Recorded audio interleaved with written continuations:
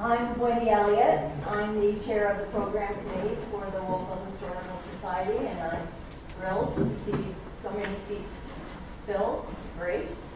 I just want to acknowledge that the piece of land that we're on and that we're going to be talking about over here is on the traditional and unceded territory of the Mi'kmaq people. I've asked you here today because I was really hoping for a wide number of perspectives on the old burying ground. And I know we have that here, so that's terrific. I just want to start out with a bit of a preamble in terms of the history. And Christopher Gertrude is kindly going to pass around a glass negative which shows the old burying ground and the old Baptist church in the background. The Baptist church is where the clock park is today. So that's a little jam. So, the old burying ground, it's wonderful to be able to use this room for this meeting with, you can look out the window and see the space. And Katie, Ellen and I were very cooperative in allowing us to use this room. So the burying ground has municipal and provincial heritage designation. And it's enclosed by one rubble stone wall. The designation calls it a random rubble. It's not random though. When they took it down to fix it, they put it back exactly the exactly. way that it was. Yeah, but originally it was random rubble. The cemetery grounds, which include some of the oldest trees in Wolfville, include separate burial plots for certain families, which are some of them enclosed with iron links. It's valued for its both spiritual and cultural significance to the town of Wolfville, and for its carved tombstones. And Deborah Trask, who is a friend of Pat's, wrote a book. The name of which... That's right. Yes. Yes. And she recently spoke down in Windsor, and she's such a passion for her topic. The old burying grounds was the earliest cemetery in Wolfville, and the only burial ground available to citizens until 1818. So as far as we know, the first grave over there was 1774. There may have been some earlier, but that's what the expert on the subject, Jim Davidson, determined. Many notable family names, of course, are in there. Nathan DeWolf, one of the first DeWolfs, who died in 1789. He's known as the founder of Wolfville. Peter Bishop, who was the first minister of Wolfville Baptist Church, and Professor Isaac Chipman, who is called the builder of Acadia University. Do all of you know the story about how Isaac Chipman died? No. No? Okay. Pat, you could probably tell that one better than me. Oh, well, okay, I'll try. How many heads of Gaspereau? A few. A few. A few, yes, a few. If you go on the ghost book, they tell you the story of Isaac. Yeah. So Isaac Chipman was professor at Acadia, and it was a geological expedition out to Blondin with the students and a Baptist minister whose name was Very, V-E-R-Y, who was also on the Board of Governors at Acadia at the time. And it's June of 1852, and the storm comes up, and they're all lost, with the exception of the man from Gaspereau. For our purposes today, talking about the burial ground, Chipman is buried there, and two of the students. I've tracked, over the years, I've tracked where the other students are buried.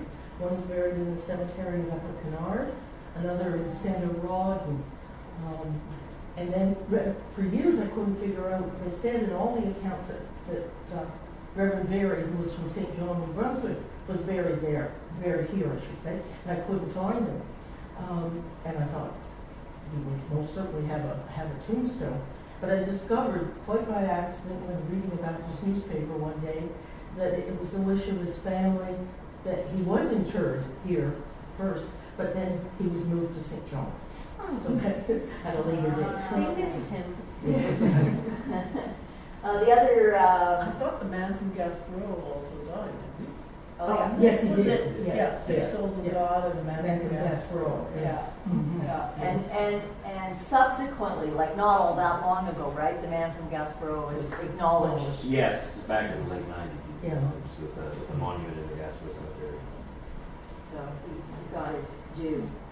The other notable Acadia person who was buried there was Reverend Edmund Crawley, who died in 1888. And he was one of the first professors, one of the first two professors actually, and the designer of the first college building.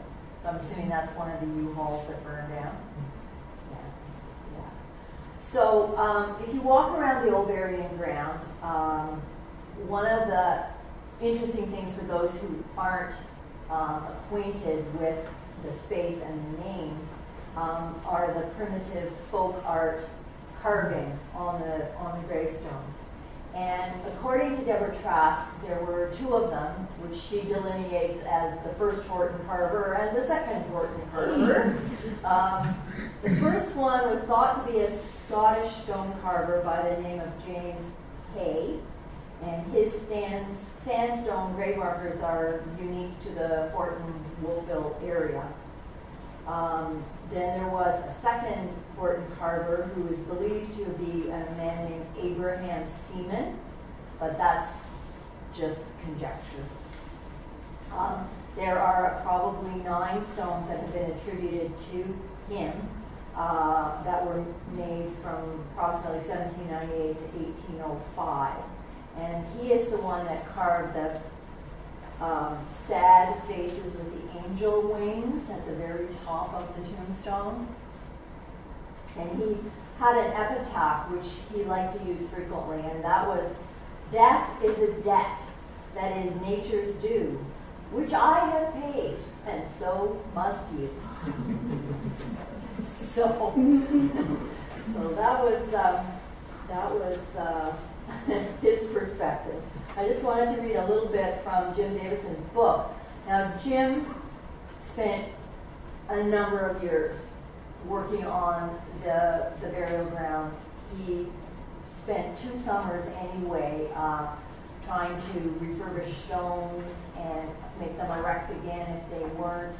And he had help doing that, sometimes done correctly and sometimes not. And he tracked as many of the occupants of the burial ground as he could. And according to him, it was full by about 1870s, 1880s. So there have been virtually no burials there since. And of course, we have the Willowbank Cemetery on Gasparilla Avenue, which has taken the overflow. And he obviously felt really passionate about the place. He calls it real and symbolic. And studying the stones of the old graveyard, one lives partly in a world of fantasy suggested by symbols, as well as in the realm of the spiritual for those who are religious believers. For a time, one is out of this world and is part of the eternal. Some people of this community visit the old burial ground as a restful occupation, that we might dwell in a place of tranquility, of soft colors, visible as the sun pierces the opening in the covering above. As these folk wander among the stones, they take on some of the quiet peace that this final resting place reflects. For the visitors, the carvings of names and dates also provide information, and the epitaphs and symbols tell us of a faith lived by those buried here and by their families. As Dr. Barry Moody said at an outdoor memorial service in 1978, The simple, ordinary people of Horton are buried here around you, and they have left behind a powerful, personal, compelling testimony in their lives and in their deaths. So that's how he felt about it. I know when I was a kid, I liked to scare myself by going out of my way and walking past the graveyard and being spooked. Not that there was anything there, the way the ghost walks allowed that there is now. I'll pass this around if you like. You can have a flip through there. It's very, very detailed as to who is buried where, and it's a great reference. There were two reasons why I thought it would be a good idea to meet as a sort of community reflection and talk about the space. First of all, a lot of the stones are showing tremendous amount of wear. Some of them are almost impossible to read anymore. And some of them have broken off and are leaning against the Festival Theatre wall. Several years ago, I was in London, England, and came across in St. John's Woods the church grounds, a disused graveyard which has been turned into a nature reserve. And you can certainly walk. The paths are very well maintained. The gravestones are whatever the environment has allowed them to become. But it has that wonderful, peaceful atmosphere. And 200 years ago, those were agricultural fields. And now it's kind of a park. So things evolve. And I thought, well, that's an interesting way to kind of frame a discussion on the burying grounds. That particular one was closed in 1855. And it's believed that there are 50,000 people buried there. So it is big enough to be called a park for sure. And then this past fall I was in Halifax, and I went to the Halifax Old Burying Grounds, which is on Barrington Street, and took a walk around. And I noticed that there is a group there called the Friends of the Old Burying Grounds. I thought that was interesting. And then looking over, I could see a number of tombstones that were covered in this white ghostly material. And I realized that that was probably just winter protection. And I thought, well, that's obviously something that one could do too. So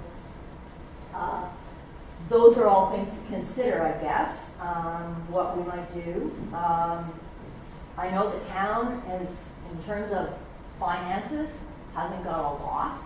The repair of the wall cost about $50,000, and everybody was super happy with how that rolled out. We had Heather Lawson, the late Heather Lawson, a number of years ago come and do repairs to some of the gravestones. If you go in there, you can see some that have a metal strip around the top of the tombstone in order to protect it from the weather. Heather was ready to come back the last time I talked to her, but unfortunately she's now deceased. Talking to Devin Lake, who's the community development manager for the town, he mentioned that the back wall of the cemetery has a gate in it, which allows park staff to come in and out and do maintenance. Devin said it might be interesting to open that gate up as a public thoroughfare. I know. See, this is why it's good to collect opinions. I mean, the gardens at the Irving Center are open only during daylight hours, but there is clearly a path from the back to the front, and I just leave that for discussion. I have no vested interest. I just think it's a beloved place in many ways, and it will continue to be, but how best can we shepherd it into the future? So I open it up to you, and I'll take notes. I once parked in behind Festival Theatre and was late for a show, the doors of which were at the front of Festival Theatre, and I climbed the fence because the gate wasn't open. Didn't damage the fence in the climbing of it, but I had jumped over it You were pressed. for time. Yeah. Yeah. Yeah. My name is Patty O'Neill, and I'm here as a representative of Kings County Burial Ground Care Society. I personally have done a lot of research, I'm a huge fan of their trust. I've done some researches with her, have spent a great deal of time in the last 5 years researching pioneer stones throughout Nova Scotia.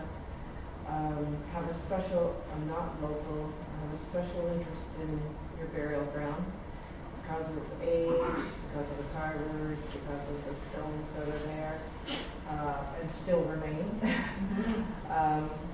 I visited twice, and probably about 3 years ago, and the back gate was open. And I was here for the occasion of the farm market one morning, and another morning I just happened to, I can't remember, but the gate was open, the back gate was open again. And I didn't have my camera, and I thought, oh, I'll come back. And then I came back, and with my camera, probably 6 months later or something, and the back gate was closed. So I struggled to find a parking place for the day to visit, but while I was there was garbage there was litter. There's often beer bottles. Yeah. It's sandy, and the stones that are nicely leaned up against were not nicely leaned up. They were all piled up on top of each other, and it almost appeared like they were discarded, right? It was sort of it was an ouch moment for me, because it was like, oh my goodness, right? And they were all piled on top of each other and stuff. I know Mr. Davidson went through a great deal of trouble with his few friends to, work very hard at putting it back together. I think it comes down to having to think about what you want it to look like. If you want it to be historically correct, well, it's probably going to cost you a lot of money, and it's probably going to require some research, because like Mr. Davidson said, it wasn't historically correct when he did it, for the age of some of the stones. I think there's a number of things that you could do to sort of think about bringing the cemetery into the future that might be cheaper than having it historically correctly restored. But I also think because of the sensitivity of the stones and the age and the historical significance of the carvers and the people that are buried there, that you should be limiting access. And I'm not saying it shouldn't be visited. I'm just saying, maybe you need to put a path down the center with signage that says, please stay on the path and bless your family. Or a 2-foot rail, or a higher rail. Well, yeah. Ultimately, based on the Nova Scotia Cemetery Protection Act, the stones belong to families. So if I have family there, I should have the right to be able to walk up to a stone in my respect. So if you have gates and things, sort of, signage may be adequate, right? If there is a defined path that goes from one gate to the other, you can, if you're just wandering around, you could pretty much see both sides. So I think there's some ways to sort of direct people when they're in there. I think the footstone issue is probably one of the largest issues, is that people go in there and they're tripping over them, they're falling, they're difficult to mow around, they're all of those things, as they are in many cemeteries. Can you just explain how a footstone works? Footstone is based at the foot of the grave. So, and when I say about historically correct, for those early stones that are there, the footstone should be at the back of the grave, and the body would be at the back of the stone. So when it was restored, we sort of restored it thinking about our traditional ways that we bury people now, as compared to how they were buried in the early 19th century. So they were, and the stones faced west. Religious beliefs were that when Jesus is to rise in the east, and they're going to rise to greet him. So the body, when they would sit up in their grave, they would be facing Jesus, so they would face east. So It was very liberal, wasn't it? it was, like, there were some pretty strict traditional rules around death and burial. So I've been to enough cemeteries in the last, I've seen some pretty unique ways that people have treated the footstone issue with the pioneer stones. I mean, lots of times you find them in the alders in the edge of the cemetery, or you watch mowers run over them. But there's a gentleman, I was just telling him, he works out of Wallace. His name is Keith Elliott. He's a colleague of Heather Lawson's. He's done a lot of restoration in Cumberland County. He's done a lot of work for the Wells Foundation. He runs his own business, does carvings like Heather does. And what I've seen in some of his restorations is that he's taken the footstone and he's mounted it at the back of the gravestone, the actual tombstone, and he's epoxied it to the back of the stone. So both stones remain together and they deteriorate together. And yes, it's not historically correct, but you know what? Mowers aren't running over them. You're not finding them treated like garbage. You're not finding them, there's nothing more disheartening to me than to go and, I can name several cemeteries in Kings County where, you go explore the borders of the cemetery and there's 30 footstones that are thrown in the bushes and just basically discarded by the mower. So the other thing is you got to think, do you want the cemetery to look like we all have this vision of the modern cemetery where it's nicely mowed and everything's in a row? But the reality is that cattle or sheep probably were what kept that cemetery looking, it would be, you can allow some naturalization. Grass is not going to hurt the stones. I mean, sandstones do absorb water. They are porous, so is marble, there's stones that are, but that doesn't mean that you can't allow the grass to grow up to a certain level before it's mowed. I go into cemeteries, we'll use the Chipman Cemetery for example. I was there one day, my husband has family there when he was doing some genealogical research, so I was just wandering around admiring all the pioneer stones. And they obviously contract some landscaping business to do their care, which most cemeteries do. But it was very obvious to me that this gentleman who was doing the care the day that I was there was not ever trained in how to care for a cemetery. I mean, I watched him hit stones, I watched him run over things, I watched him go over footstones that were laying in the, it was kind of heartbreaking. And I had a really hard time not waving him down. Waving him down, but my husband was there with his choke ball saying, no! So I think you have to, if you're thinking about some sort of restoration, you're really going to have to come to what is it you want for that cemetery. Do you want it to be go into the future, or do you want it historically correct, or do you plan to hire somebody to mow it? Do you, what are those? Well, the town takes care of the cemetery. And I imagine there's multiple perspectives on all of this. I know that there's one family of Davisons who, in the last 20 years or so, replaced a stone. And the bishops have as well. Brand new one. Yeah. Sadly, the bishops have removed the old stone, and the bishops have done that in a couple other cemeteries. And they've put in the They're trying to be proactive. Absolutely, yeah. It's their stone, right? Ultimately, right? Yeah. So it's, whether I agree with it or not is totally irrelevant. But. Yeah. Do we know what happens to the old ones? From what I did inquire. From what I understand, one of the bishop families had the stone, and sort of maybe didn't place any historical value on it until somebody brought it to their attention, and so they dug it out of their barn or something, and now it's sort of folk art decoration at their cottage, maybe, or something. I mean, they at least. Now, the other ones that were replaced, there was one at Jawbone Corner that was replaced. There's another one, a third one that the Bishop Family Association replaced too. Where those stones went to, I'm not sure. So digital archive of the original stones.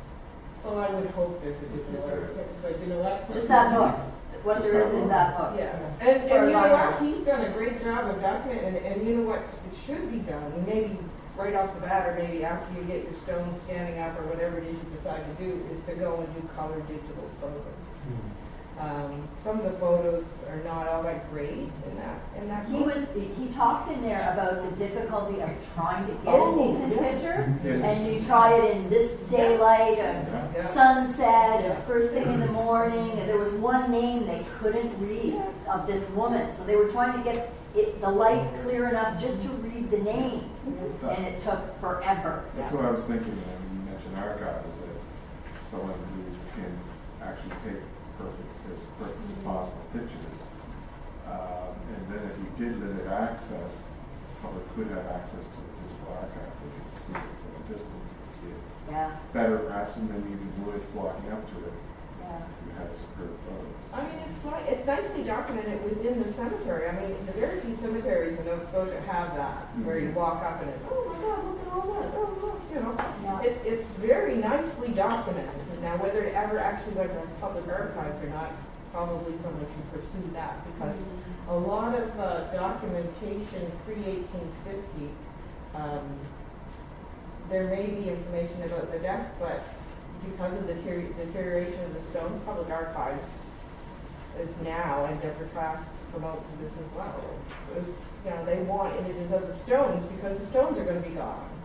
So, and if they don't have the documentation and the stone goes, well then, you know, there's a person that lived in Nova Scotia that we have no information on, right? So, just because you may have documented it's gone to your local museum doesn't necessarily mean it's gone to provincial archives. So, and this is a provincially designated site, so there is that aspect to it for sure. And I think with the provincial designation, there are some restrictions around what you can do and how it's to be restored. So you may be forced to historically restore it. Right? I had conversations with Heather, and people with good intentions do great damage.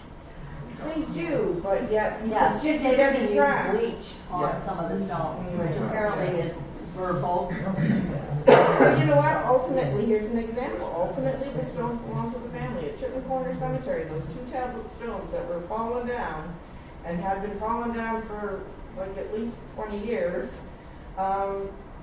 family appeared this year, decided that they were going to try to get that cemetery, get a historical designation for that cemetery, not understanding that, yes, there may be stones there that qualify for a historical designation, but that doesn't mean that the whole cemetery is going to. So they hired someone to clean and erect and all of these, and they bleached those tablet stones. And I'm pretty sure it's the same guy that bleached there's somebody on the far left corner, there's a husband and wife, beautiful stones, just absolutely gorgeous stones. And they bleached, same guy probably bleached them about 5 years ago, now they're turning dark gray. Which is when Heather was there. I remember that day. Yeah. She was So there. you gotta be careful as to, And I mean, that's what people want. They think about how we think about cemeteries now, where you want to drive by and they're all nicely in a row and they're nicely whippersnipped and, you know, they're bright light and they're all of these things. I personally think that we should be treating these pioneer cemeteries as green spaces that we can enjoy, but as green spaces that also protect what's there, right? So, I mean, you've got a lovely park next to that, so why are we not promoting on the inside of the park history about the cemetery rather than having people have to actually go in the cemetery? They can sit in the park, same sort of environment, they can look at the green space, they can enjoy the trees, the shade, all these wonderful things, but they're not impacting on the cemetery. Well, there was a fence there, which got taken down not that many years ago, and there's a gate So there's like a walkway down from the side of the park. But that's as far, those are Yeah, the suggestions we're looking for. Yeah, we care for 14 abandoned cemeteries in Kings County, and we're trying to, I encourage people to visit the pioneers. I think our pioneers need all the help they can get. So many of the stones are exactly in the same position as these ones that you guys are faced with, where, this family don't know where they are, people don't care, they're creeped out by cemetery, there's a whole range of reasons, right? I don't think we've done a very good job of teaching our children, the value of cemeteries. My daughter rolls her eyes at me because I spend so much time. I'm like, what are you doing in the cemetery? But I think you have to wrap your head around what it is you want it to look like and what you expect from it. Yeah. We were going to encourage people, I started to say about our cemeteries, we wanted to encourage like-minded people to go and visit in our cemeteries and spend time. We look after 3 Port Farm cemeteries where there's no stones. The only stone is the one that we put there commemorating the people that are, but we've got benches there, they're peaceful, quiet places, we go a couple times a year and mow them. We were going to look at people like birders, people who would be good stewards of the earth, that would go and they could hang bird feeders, they could use our benches, they could, so it just depends on what you want. I've had many conversations about stepping on graves, right, with people. I think that was it's disrespectful. I don't know, I think walking away and never going back and visit their pioneer for 300 years is disrespectful. And if I go and visit, take a picture and step on the grave, I think we were told that by our religious generations before us as children, because there was always a chance that the grave was going to fall in and you could go in with it. Those horror movies where the hand shoots up through the soil.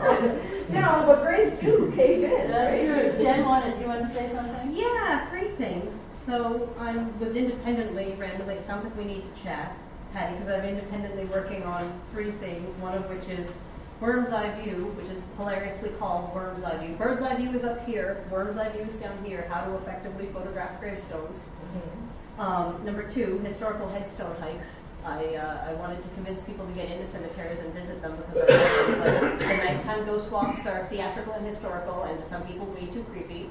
This is daytime. Let's go hiking for exercise. And Willowbank has hills, so you're exercising, but you're also getting people in there, teaching them about the people in their own way. And the third one is a book called How to Care for Your Dead Relatives, A Caretaker's Guide to Pioneer Cemeteries. And it sounds like there is a need for this. I think there is. How many people would actually read it or not? Because people still, like I say, I don't think we've done a very good job of teaching the generations that have come past us the value of cemeteries. And I can remember a grade 6 teacher in Wolfville. He's retired subsequently, but he used to bring his kids down and they would do rubbings of the old stones.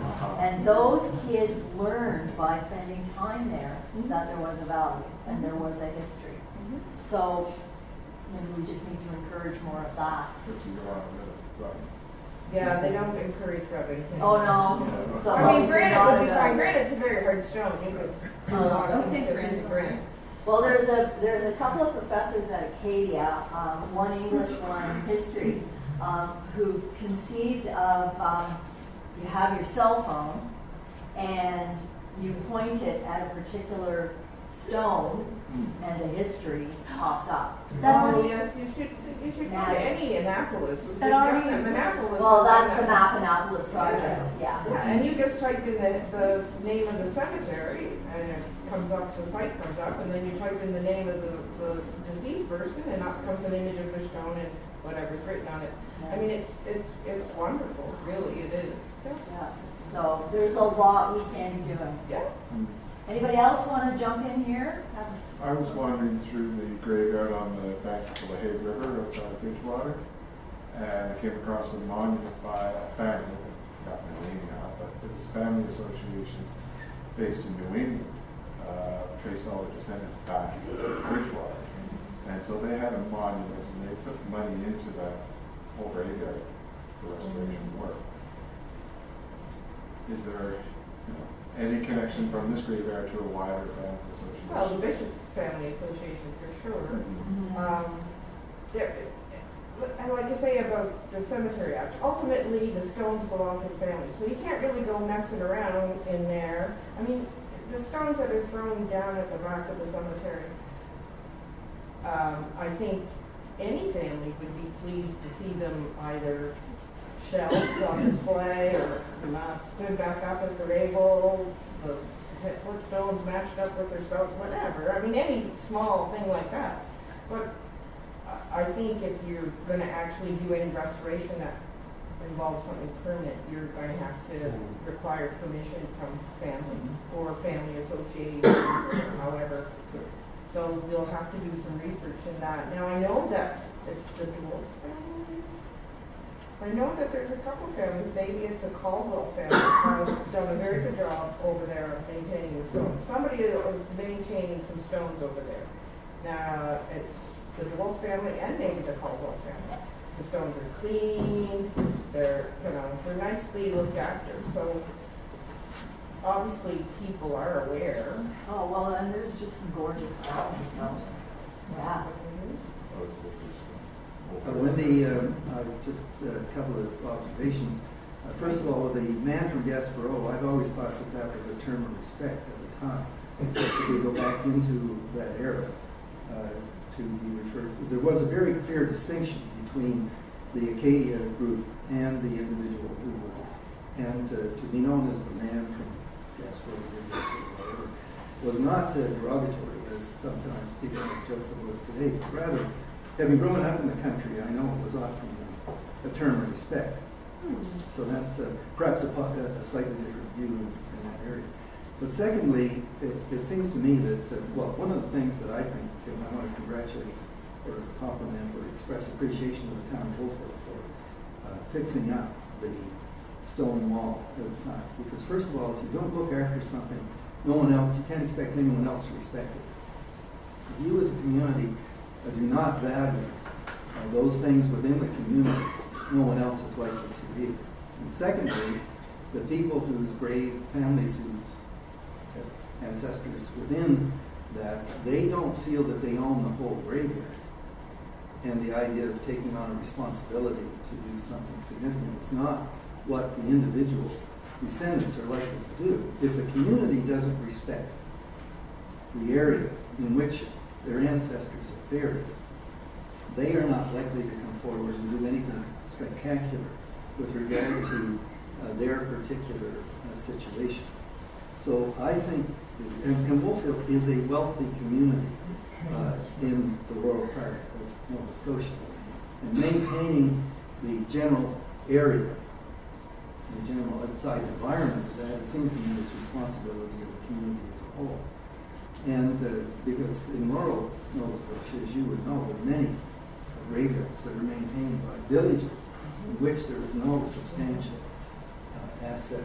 There's many of them in Kings County that are looked after by a volunteer society. Exactly. I'm very familiar with them. I live in rural Nova Scotia and I spent my life in terms of my hobbies and activities in rural Nova Scotia.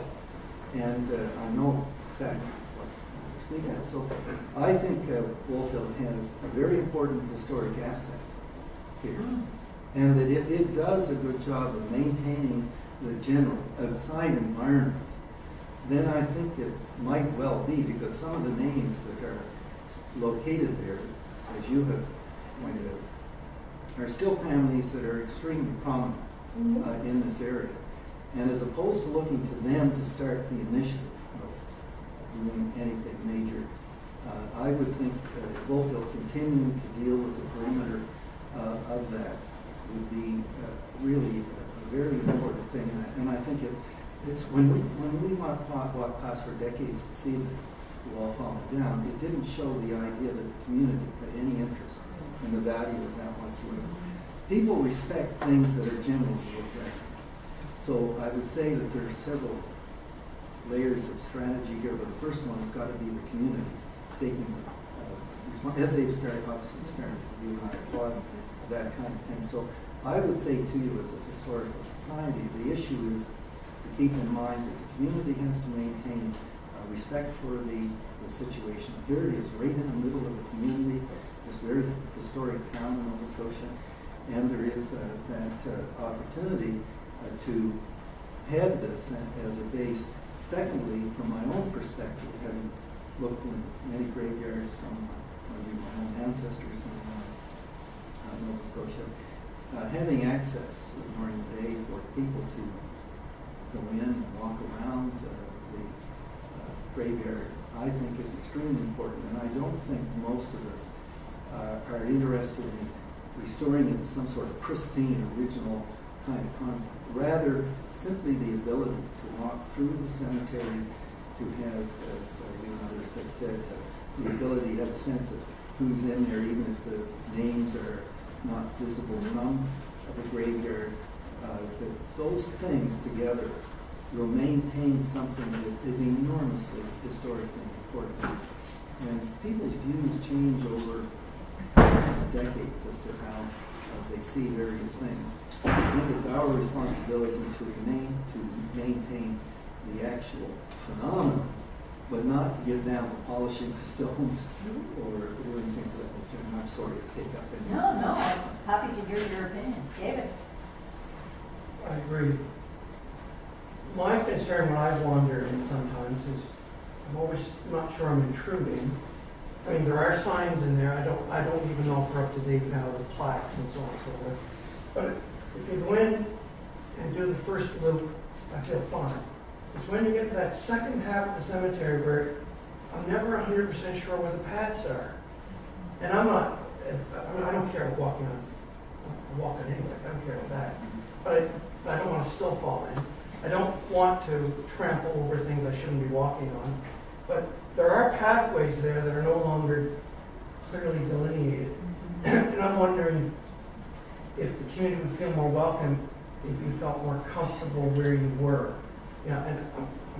Back gate problem, I don't think it should be a public thoroughfare.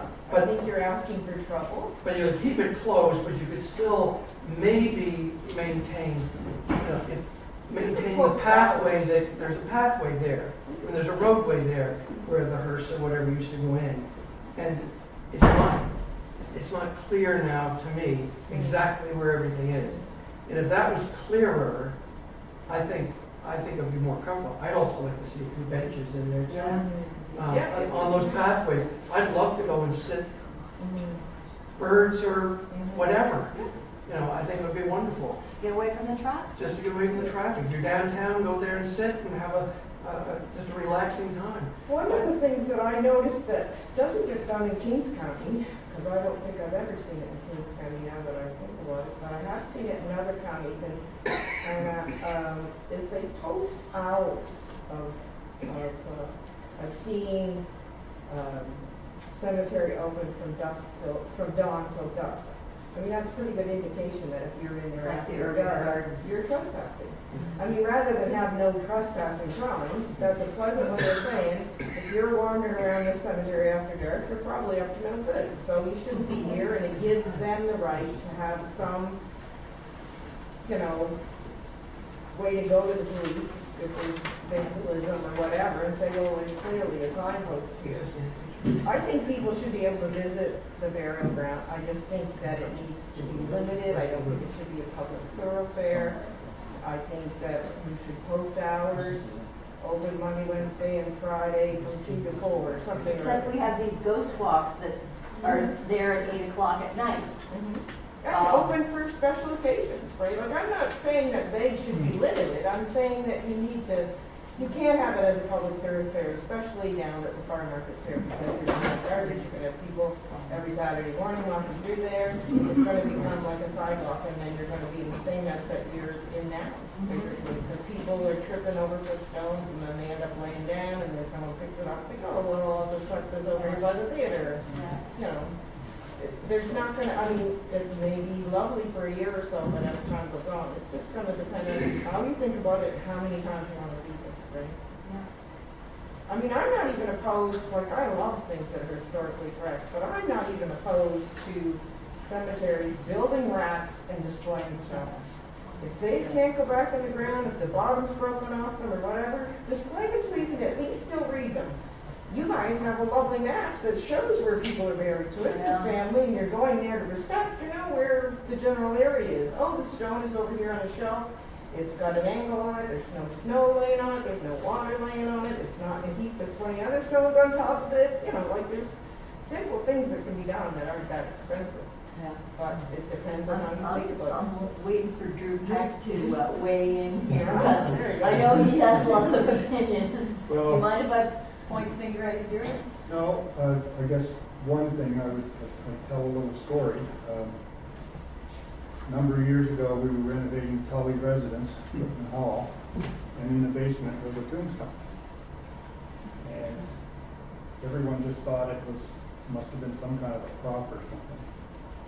Anyway, it was for a Lydia Ann Peck. So I started doing some research, and it turns out that her stone was listed on the 1930 listing of the stones, the inventory that was done in 1930. But it's not in Jim Davis's, so it must have gotten moved. So Long time ago. by going through the list, it turns out that the stone should be placed just at the southeast corner of the arena, or Festival Theater now.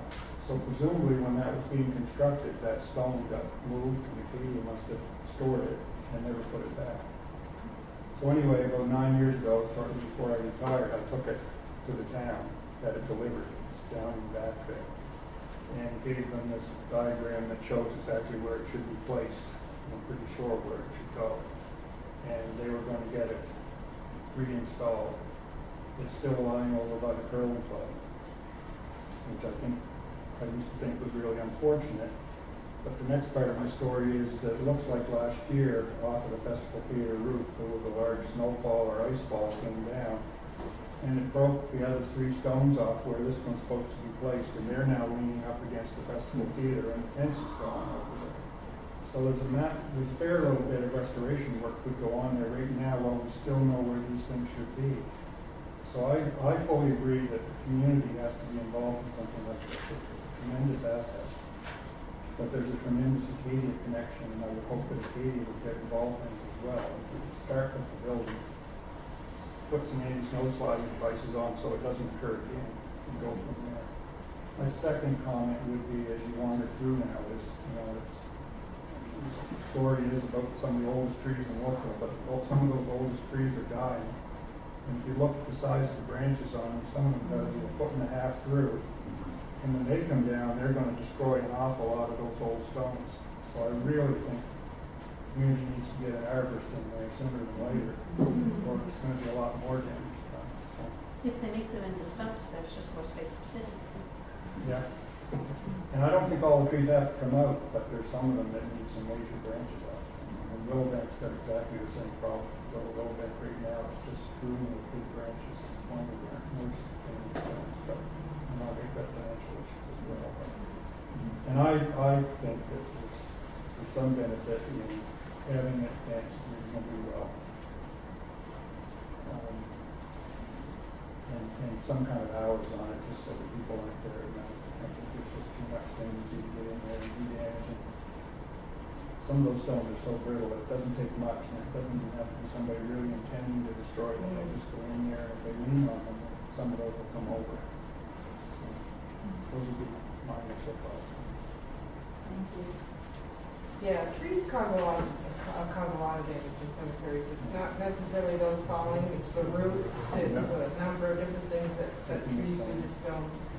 I know, and you have access to the botanical, there's an opportunity to involve Acadia maybe and to study as to what kind of lots of historical cemeteries would have had ground covers grown in them like heritage plants. I've been in lots of cemeteries that I look down now and go, I'm pretty sure that's for sale at my local farm market, right? Where there were plants that were planted originally by family that have managed to survive. Lots of old cemeteries have the camper down elms that free people from trees that grow like an umbrella. You know, so there's heritage plants in lots of pioneer cemeteries as well, so that might be something, a connection or a project for a student, or I guess there's the landscaping at NSCC. Like, I'm not a local, so I don't, I have to think really hard at the resources that you have. I mean, yeah. I have partners study horticulture there, so I can also do heritage plant hikes and again trick people into going into the cemeteries. Light two candles with one flame. When you want me to take the town to put some money in maintenance, that just part of the maintenance budget, the mowing, picking up some, if we want to get an arborist in and study those trees. Well, it has to be budgeted for, and So what? that's what do you the think process is budgeted underway right now. Well, we're in favor. Yeah, and it may be something that's gradually done, you know, maybe the paths first. Right now, the maintenance staff do cut the grass, and they'll come in, there's a lot of branches standing there now. They'll come in and get rid of those. Indeed. And isn't it true that Wolfville is, as a town, is an arboretum? That's a good question. Ooh. I think that's true. I think it's one of the few, if maybe even only one town arboretum, municipal arboretum in Canada.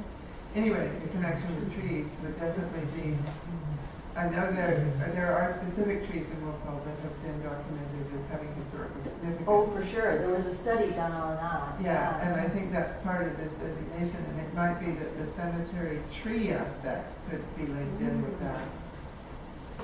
Which may again restrict you as to what you're able to do, you know, in terms of cutting down and, you know, the designations sometimes restrict you as to how you're going to do what you want to do. But they look at character defining elements, and if the trees are going to fall down, then you lose that element anyway. So I think there has to be some leeway there. And I can certainly speak to Kevin Barrett, who's the provincial built heritage guy, about trees, something that hasn't come up before.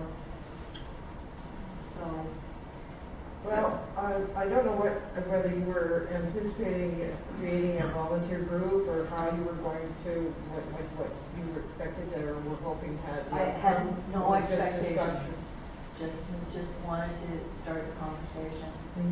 I have one other question. Yes, ma'am. And it's, I hope not too peripheral. If it is, then just let it go.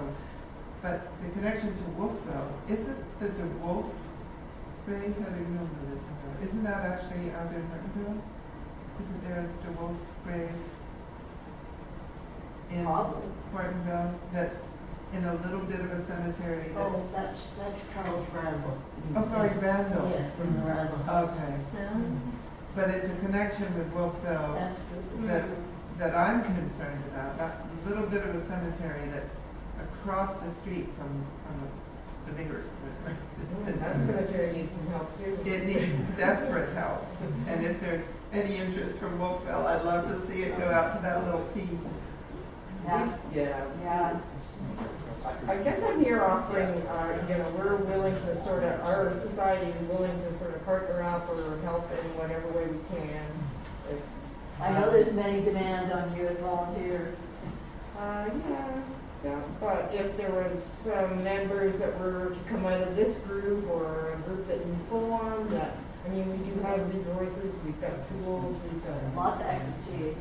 well, certainly some expertise. We're not Heather Lawson by any means, but we've, you know, we've done some in-services with Heather Lawson. I've done several with Ed Trask.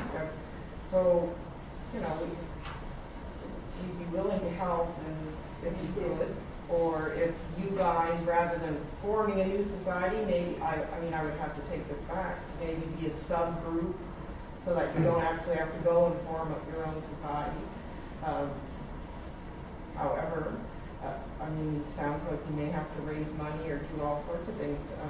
So if you're looking for an opportunity to get the word out as to what you're trying to do, we host an antique fair that's going to be at the Lewis Millet Center on March 16th. And typically we ask a group to put on a display in the lobby to sort of create awareness, do whatever that group is trying to do. We don't have one for this year, so if you guys come out of here, a few of you guys are interested in trying to get awareness out there, there's a lot of people that come to that. Right? I think we would do that, wouldn't we, Crystal? Yeah. Is your group registered? Yeah, we're registered. You Yeah. have means of how to do it. Yeah. We're a small group. We have a wide range of ages. So some of our members, don't attend meetings on a regular basis anymore, don't go out in the field to do things that we do. But basically our goal is to research abandoned cemeteries in Kings County and maintain them in some way. So if you think we're out there every week mowing, we're not, but we are maintaining them. I received a lot of help from the Burial Society restoring tombstones over in Gasbro last summer. Yeah, I was there, yeah. And without the help, they would still be laying on the And ground. you know what? Family members who we've stood their stones up and said, "Oh, thank you so much," right? Like, for doing that, right? We just didn't know how. Well, yeah. No, and we've done some work at Chipman Corner. We've done some work with Gasbro. Yeah. Wendy, I think one of the approaches for the town would need to be is to start to designate an amount of funds, and maybe it's $5,000 to begin with. So it's not just part of the maintenance budget, but it's if you dip into that fund to maintain the cemetery, and that would give you some bit of capital to start with, to bring in an arborist to do an assessment, or at least get a price for this year, and then next year build it again. Fix the fence. To fix the fence. To find out slowly over 2 or 3 years. It's not going to happen all at once. All communities are financially strapped, but I think over 3 or 4 years, you could develop a plan and develop then a fund that would maintain it, and it could be a volunteer group that oversees it or makes recommendations, but we've got to start somewhere. And if it's just in the maintenance budget, something else comes up, you're never going to see it. Yeah. Well, I'll leave a pad if anybody wants to offer input before you leave. Make sure you sign it. I think that's a really sensible notion too. Right now, it's fenced on 3 sides. Does that sound reasonable? You think it's good to leave the access open on the 4th side? Has there been any damage? Has there been vandalism since the 4th side was opened up? Not that I know I mean, I remember the beer bottles, but they've been there forever. of. They're perennial. Yeah. I don't get the impression that there's a lot of intrusion from that open side. And I like the idea that it's part of the town. Where the fence is broken, it should be fixed. Particularly in that back corner where there's no visibility or as much visibility. And you could do planting between the Yeah. park and the cemetery just to delineate it maybe a little better than it is now, but it doesn't have to be a rigid fence. I'd hate to see a big steel fence go up. That's not going to happen. No. Where is the fence broken now? Just at the corner where the snow came off. Oh, in that It's all whole down. process. Okay. Wendy, in terms of the immediate future, the EKM health grant gets application deadlines March 31st and October 31st, and I was going to apply anyway for something else. I could happily apply for a health grant to take teens into the cemetery to learn about them, to care for them under the guise of fresh air and exercise. That's rolling a lot of things into Oh, one ball. That's kind of my strategy. I think we could talk. Absolutely. How would that go? I always thought that I visited close to 5,000 pioneer stones in the last 4 years. And I always thought that I was going to approach schools, because I worked in schools for a short period of time, and get that grade 6, grade 7 age group, because they can document the stones. There's a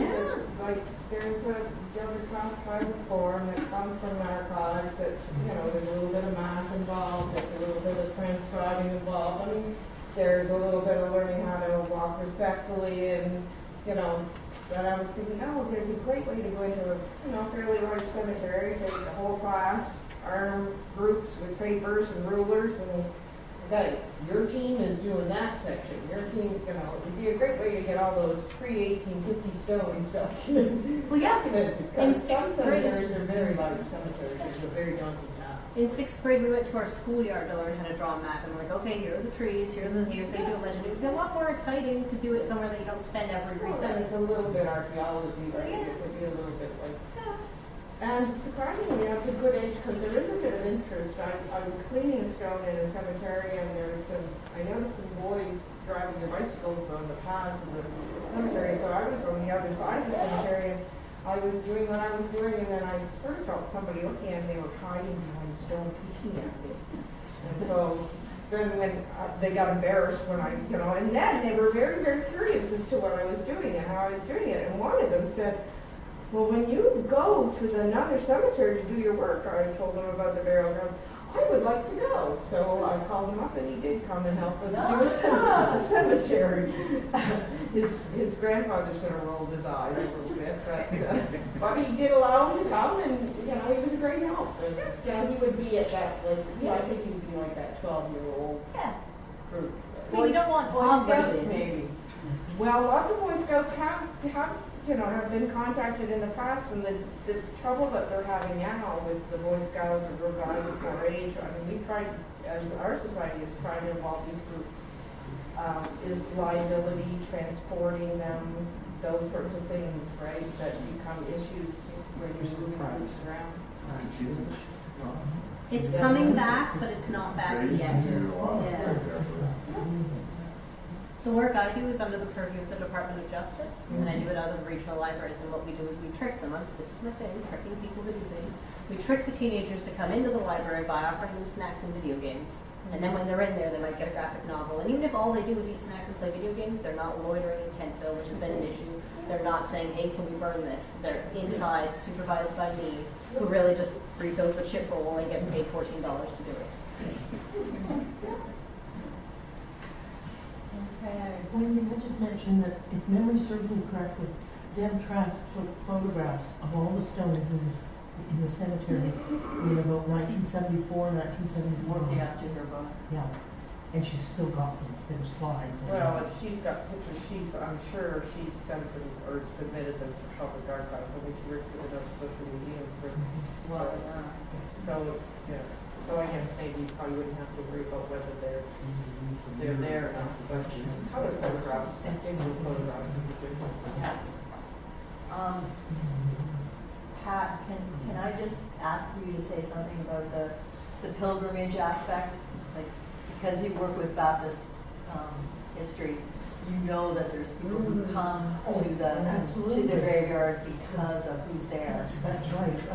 It's not just Baptists. It's predominantly planters, New England planters. Increasingly, the number of people that are coming from the States and are going to cemeteries all over the valley.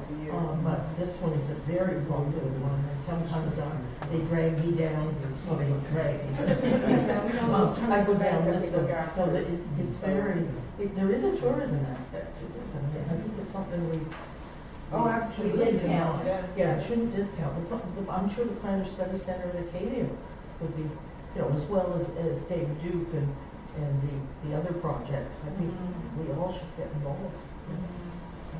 Yeah, if you were to do, the nice thing about a tourism thing is that you've got somebody guiding you, right? So it sort of keeps control of your group.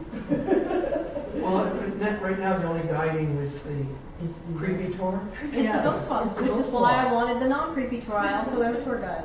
Well, because that's sort of in my mind the value. I love the work that the Ghost crew does, but at the same time, I'd love to see something serious.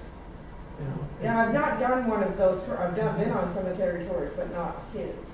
And the few that I've been on, I have no idea, but the few that I've been on have been very respectful of the people, of the deceased, and one of them, they have actors that are sitting next to stones, and they're dressed in period costume, and when you get to that stone, that actor stands up and is that person, so they talk about their life, which is very informative. Yep, right? that's what this is. Yeah, yeah. So, I mean, for some, Jeremy's is pretty, I think it's pretty respectful. Oh, he I'm not suggesting he's not, I'm just, He but- tells a story. but from a historical point of view, it's He just, tells the story of the people, and I'd like to tell the story of the headstones. yeah, well, that's the trouble. How accurate is it? You have to embellish those kinds of stories to entertain the people we're paying. But you money. don't have to, because somebody ice skated across to Upper Economy trying to see his girlfriend. They're real stories. They stick to the accuracy. They pride themselves on that. Pardon me, Diane? I think they are fairly accurate. They are. You could ask Jeremy how much you. Well, he wanted to be here, but his father just died recently, so he couldn't, he very much wanted to be here. But I know my husband got to be the late Harry Howe last summer when they did a special ghost walk at the Anglican church, and yeah, it was all totally accurate as much as is possible, for sure. And my ex, Ross Chapman, was Isaac Chipman in that graveyard. He hides behind a tree until everybody gets there. And yet he made his own script based on the historical details and didn't add anything that wasn't in the history. Yeah. Okay. All right. Well, Yeah, I don't know as to whether the historical, from my perspective, and the two that I've been involved in have devalued the cemetery or was disrespectful. and I think you walk a fine line if you want to push it. Yeah, yeah. I mean, it's what your interpretation of it is, all what your interpretation of what a cemetery is, right? Yeah. I mean, I look at them as lovely green spaces. Other people look at them and be totally creeped out. So, And you spend a lot more time than most people. Well, one of my favorite cemeteries was, I think it's Highgate in London. If you've ever been there, it is worth the visit. Père Lachaise in Paris. That's how I got Jim Morrison's autograph. Those cemeteries, and they are, when they're disintegrating into the ground, but that's part of the beauty of them. And you can only get in on guided tours and so on and so forth. And, well worth, I mean, of all the things I did, that was one of my favorites because the entertainment value. I don't know about the historical accuracy, but it was a wonderful experience. So use whatever we can use to keep it going. Yeah, and there's the other part of it, is that the stones are going to deteriorate. They are going to be gone. So, I mean, how much intervention are you willing to do to stop Mother Nature or stop what was the natural process for this? Probably just speed Mother Nature up by putting bleach on them. Oh, absolutely. Well, you blacken it so you can't read them anymore, so they might as well be in the ground. Yeah, it's the opposite effect. Okay, has anybody wanted to say something that hasn't spoken? Because I think we're kind of winding up. We have, Crystal, am I right? Yeah, some cookies and juice that we'll put out if you want to stay and talk in smaller groups. Thank everybody for coming. I really appreciate getting this feedback and some sense of direction of what might be happening here. It's really great to know that we have a resource group like the one Patty volunteers with. And yeah, thanks for coming. Bye.